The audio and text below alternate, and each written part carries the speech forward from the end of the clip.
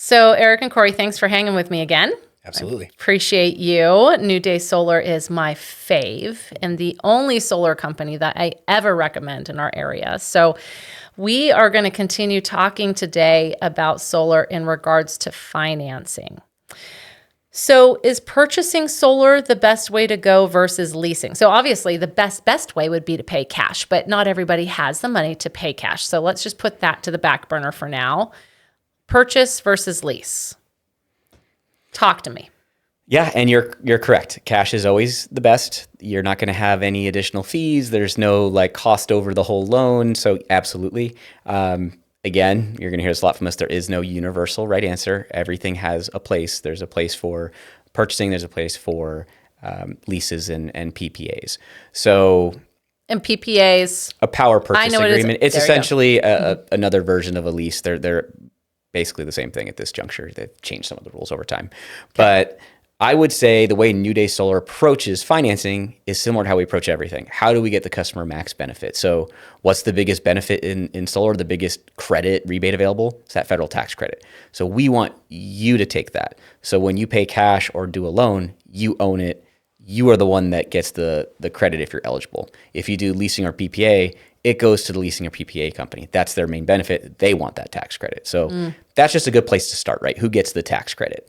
And then in terms of which one's better, there's 1.5 million questions I can ask to qualify. But for instance, if you're that business owner or somebody that doesn't have a lot of federal tax liability, you're on a fixed income, you're older, maybe this is a situation where I could never use that tax credit properly. So a PPA makes a lot of sense.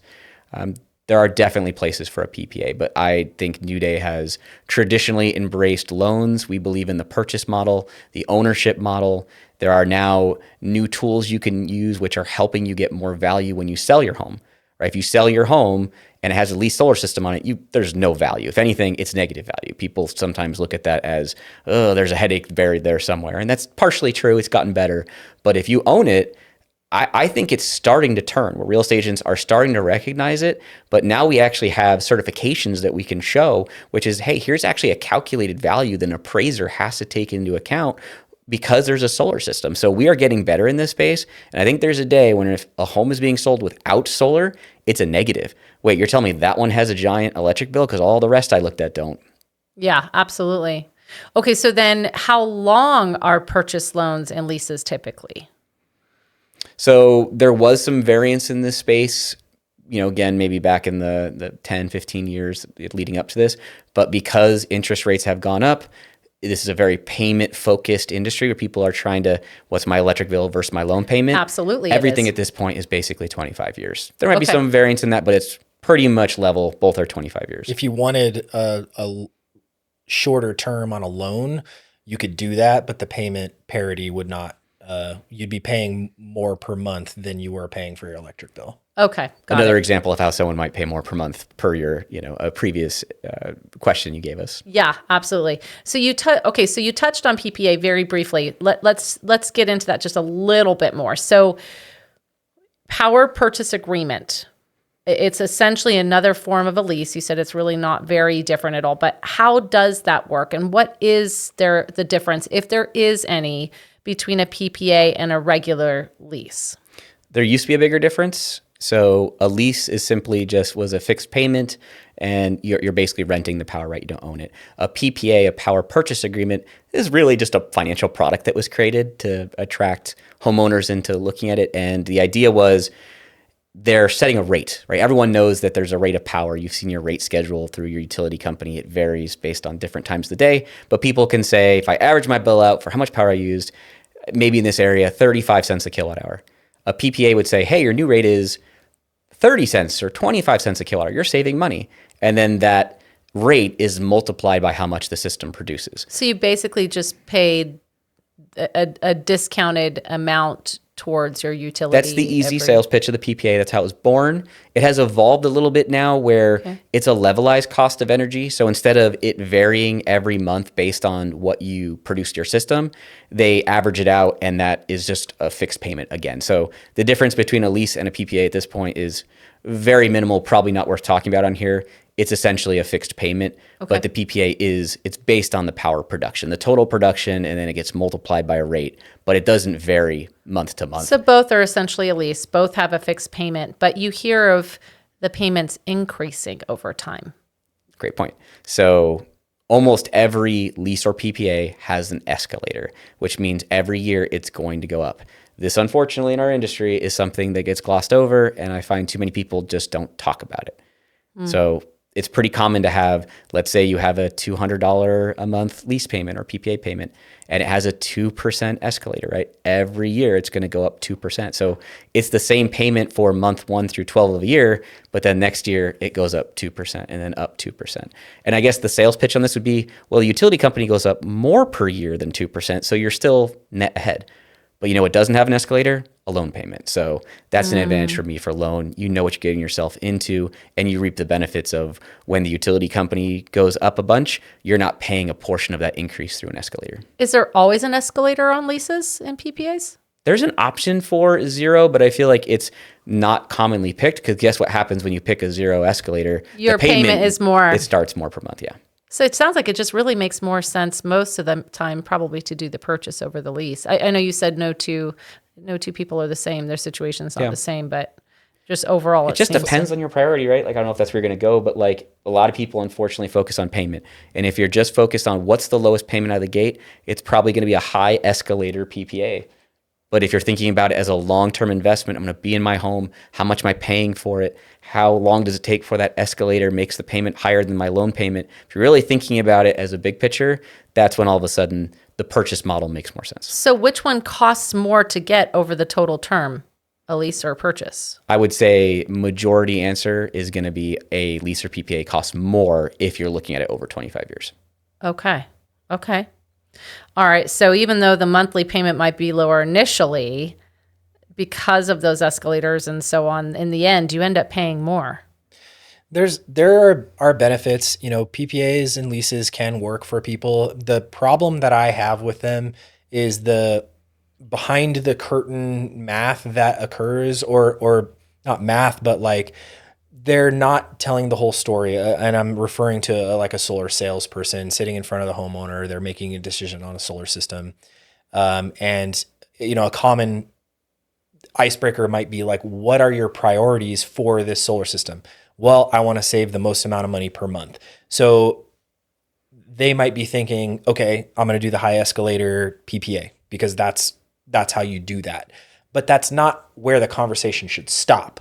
You should continue to talk about that. Okay, I can save you a lot per month by doing this strategy, but do you like how that sounds? The price would go up annually 2% or whatever the escalator is, and really help the consumer understand that, because they might say, you know what, like I think I would be willing to pay a little bit more for a loan product that I believe in versus this. Or maybe that's what's right, but that I don't think is occurring often enough. Giving the consumer the ability to see the option clearly and understand how it's going to affect them over time. I think it's fair.